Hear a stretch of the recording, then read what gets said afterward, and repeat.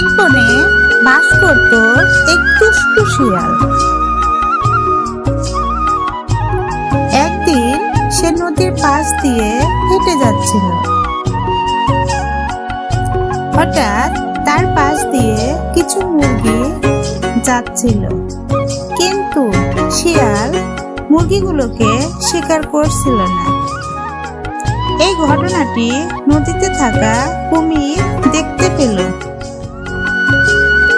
এবং কুমির বলল, ও শিয়াল ভাই, তুমি মুরগিগুলো শিকার করলে না কেন?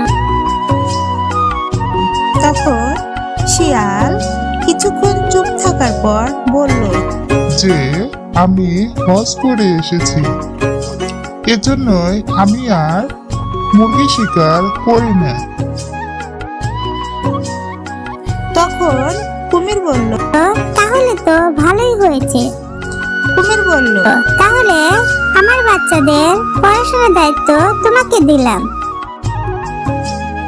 এরপর কুমির যখন শিয়ালের কাছে তার বাচ্চাদের পড়াশোনা করতে দিল, তখন শিয়াল কুমিরের সাথে প্রতারণা করলো। কুমিরের মোট বাচ্চা শিকার করে পালিয়ে গেল। এরপর কুমির একদিন তার বাচ্চাদের দেখার জন্য শিয়ালের কাছে গেল। তখন কুমির শিয়ালের বাসায় বাচ্চা সহ শিয়ালকে দেখতে পেল না। তখন কুমির খুব কষ্ট অনুভব করলো।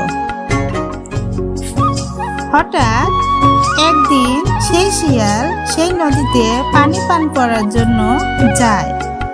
তখন কুমির রেগে গিয়ে তাকে হত্যা করে ফেলে।